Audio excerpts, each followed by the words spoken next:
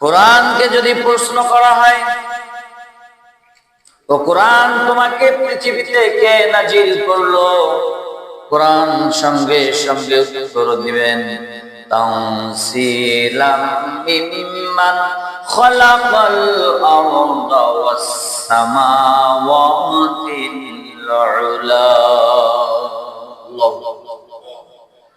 যে আমাকে এই পৃথিবীতে নাজিল করেছেন তিনি, যিনি আসমান জমিন এই সার্বভৌমত্ব যিনি সৃষ্টি করেছেন। চিৎকার মেরে বলুন না সুবহানাল্লাহ।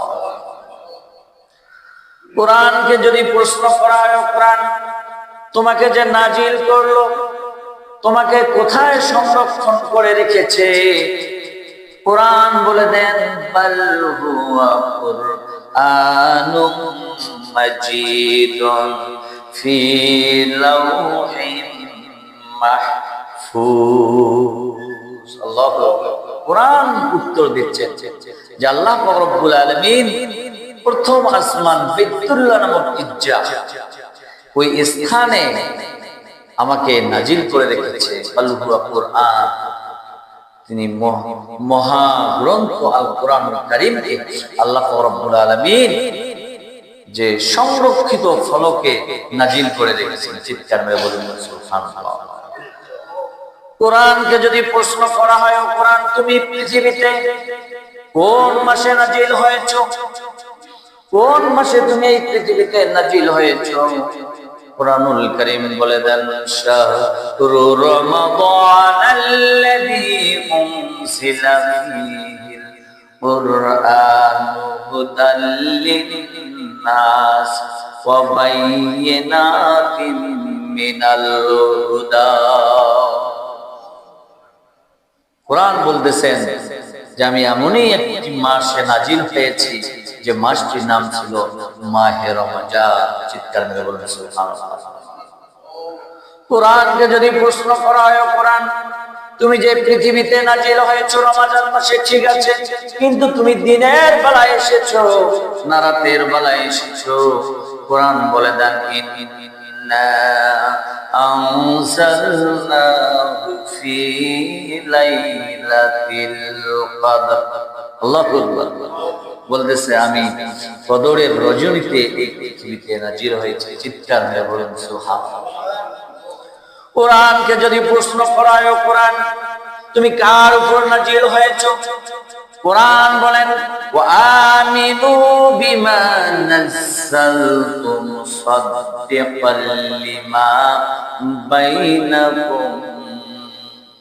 কোরআনকে যদি প্রশ্ন করা হয়, কোরআন তুমি কার উপর নাজিল হয়েছো, যে আমি ওই ব্যক্তির উপর নাজিল হয়েছি যার উপর তোমরা ঈমান এনেছো। আখিরি পয়গম্বর বিশ্বনবী জনাব রাসূলুল্লাহ সকলে বলছি সাল্লাল্লাহু আলাইহি ওয়াসাল্লাম।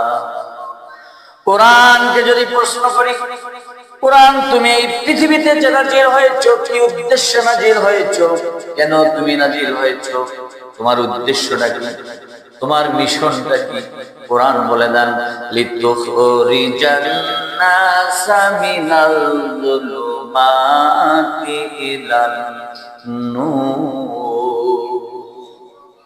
কোরআন বলেন আমি এই পৃথিবীতে নাজিল হয়েছি একটি মিশন, একটি উদ্দেশ্য, লিতুখরিজান নাস মিনাজ যুলুমাত, মানুষেরা যেন অন্ধকারে নিমজ্জিত না হয়, মানুষেরা যেন বিপদগামী না হয়, মানুষেরা যেন জাহান্নামী না হয়। এই অন্ধকার নিমজ্জিত মানুষগুলোকে আলোর পথে আনার জন্য আমি কোরআন নাজিল হয়েছি। চিৎকার মেরে বলেন সুবহানাল্লাহ। এটা কি রাতের আধারের আলো না, এই অন্ধকার বলতে বুঝিয়েছেন ওই অন্ধকার মানব রচিত সংবিধান, ওই অন্ধকার ডক্টর কামালের লিখিত সংবিধান, ওই অন্ধকার যে আল্লাহর বিধিবিধানকে বাদ দিয়ে যারা নিজেরাই নিজের মন মতো আইন তৈরি করে, সেই অন্ধকার থেকে আমি কোরআন আলোর পথে আনার জন্য, মানুষদেরকে আলোর পথের প্রতীক হিসাবে আনার জন্য আমি কোরআন নাজিল করেছি। বলুন সুবহানাল্লাহ। কোরআনকে যদি আপনি প্রশ্ন করেন, কোরআন আমি যদি তোমাকে মেনে নেই তাহলে এর ফায়দা কি, এর বেনিফিট কি, এর ফজিলত কি, এর লাভ কি? কোরআন বলেন ফামান তাবিআ হুদায়া ফালা খাউফুন আলাইহিম ওয়ালা ইয়াহজানুন।